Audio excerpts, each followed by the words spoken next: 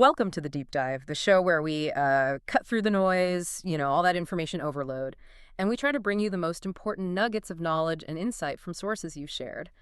Our mission, well, it's always to deliver those aha moments, make you feel really well informed, but without, all the overwhelming stuff. Okay, so today we're doing something pretty unique, a really different kind of deep dive. We're actually stepping into the mind of a canine.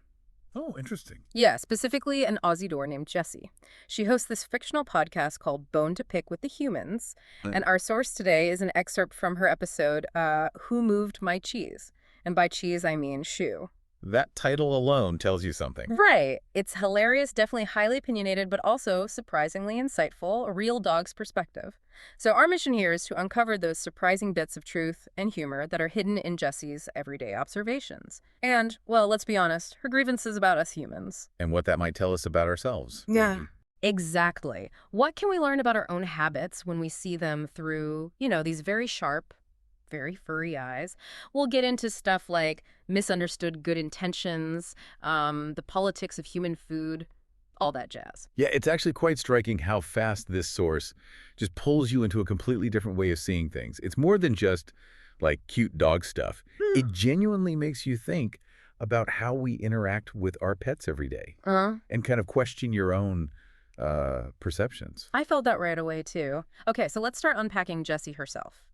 She introduces herself immediately as a chewer of footwear, ringer of bells, and certified good girl. But with a caveat. Right, depending on who you ask. What does that tell you right off the bat about her persona? Well, she sets up this incredibly distinct character almost instantly. Relatable but funny. It just pulls you right into her world, makes you want to hear all her complaints. It's really effective character work, even, well, for a dog.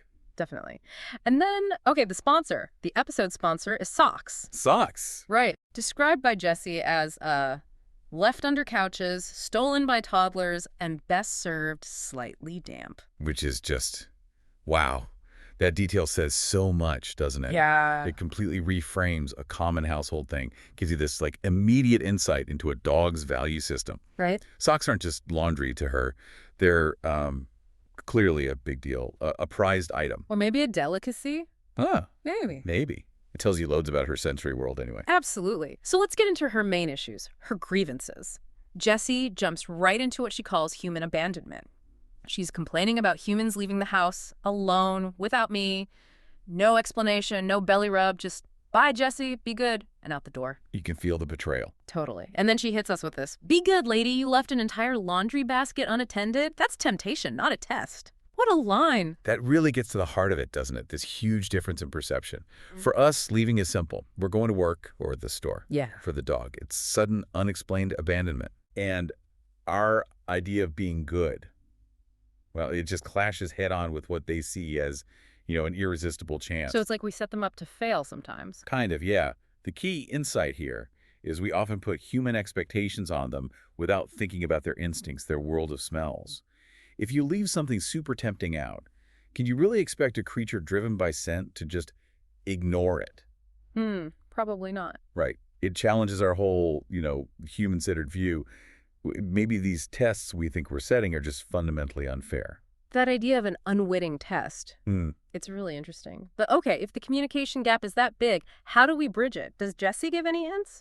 Well, she doesn't exactly lay out a step-by-step plan in this bit, but her complaints imply that clearer signals, maybe a consistent goodbye routine, or just, putting the tempting stuff away, that would help. It would ease her stress, her feeling of injustice. So the takeaway for us humans, maybe design the environment to support their nature instead of setting them up for what we call failure. It means being more mindful about what's reachable when we leave. That makes a lot of sense. More mindful. And speaking of misunderstandings, Jessie feels really unappreciated for doing her job. Her dog duties, like barking at the mailman. She says she's protecting the whole dang perimeter. Her job. Right. But her humans, they think she's the problem. She even compares herself to Gemma, the Great Pyrenees, who, according to Jessie, thinks the wind is suspicious. So Jessie sees herself as the real professional here. Definitely. Much more effective guardian. Yeah, Jessie's point really shows the core misunderstanding.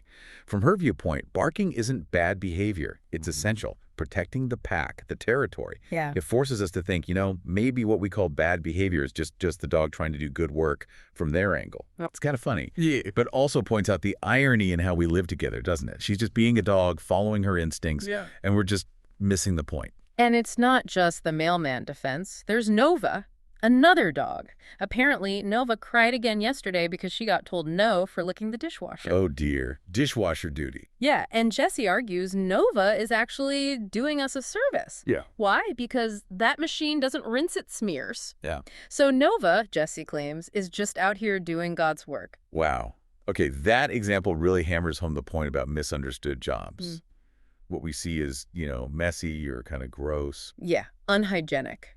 Jesse frames it as vital quality control, a cleaning service. The insight is that dogs work on a different logic, different senses. Nova might genuinely smell leftover food bits that need cleaning up her way. So we judge them by our standards. Exactly, instead of considering their instincts, their sensory world. It's funny, but it really highlights how limited our perspective can be sometimes. That makes me think. My dog once cleaned a dropped piece of toast, like instantly, before I could even move. Yep. I just thought he was being quick and sneaky. But maybe he thought he was helping, tidying up. Could be. Totally makes you rethink those little everyday moments. Okay, then there's the whole politics of food. Jessie gets really passionate here. She complains that if a human drops one piece of steak, they act like I stole the Declaration of Independence. Buy steaks for steak. Seriously. But then, the humans, they'll shovel down an entire plate of ribs in front of me, like I'm not sitting there, making full eye contact with tears in my eyes and dignity long gone. Oh, the imagery. It's so vivid. It paints such a stark picture, doesn't it? The difference in food rules. Human rules versus dog rules. It's funny, but it's also a sharp comment on our own habits. Makes you think about the sheer willpower your dog needs every single day. Right. Just sit there and watch. For us, it's just dinner. For them, it's this overwhelming sensory event, plus this feeling of unfairness. The takeaway maybe is practice more mindful eating around pets.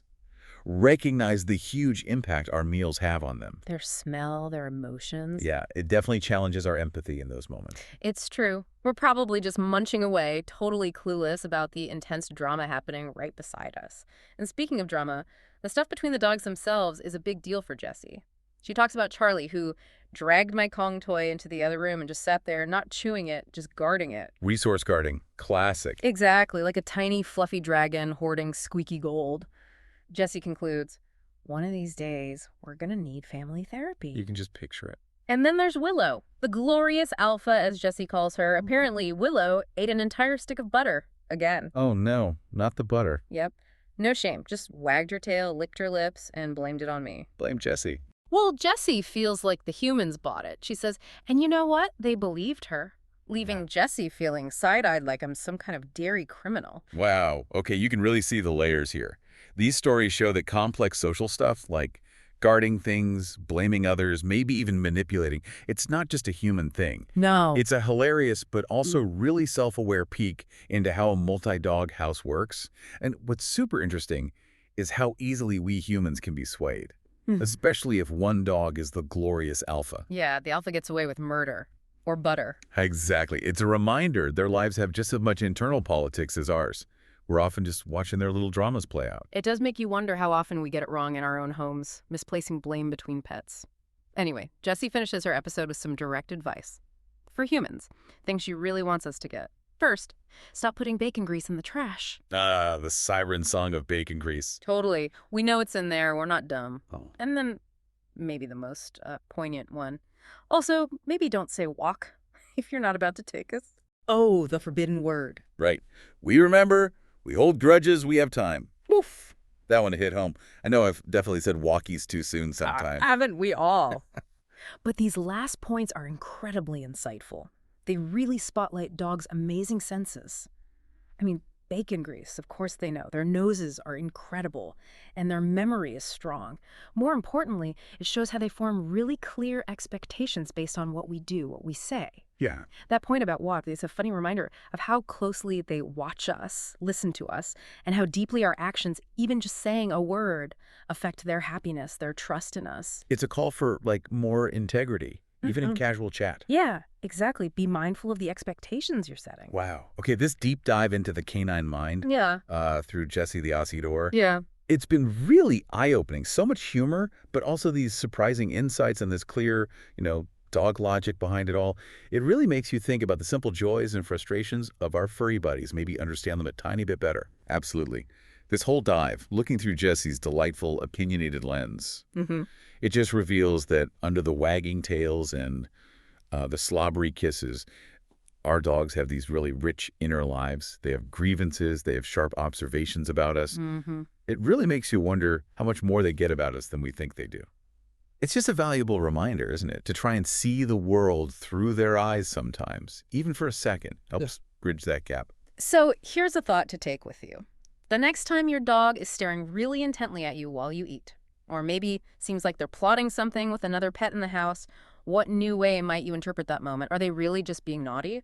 Or could they be maybe like Nova with the dishwasher, just out here doing God's work, trying to figure out our sometimes pretty baffling human world? That's all for this deep dive.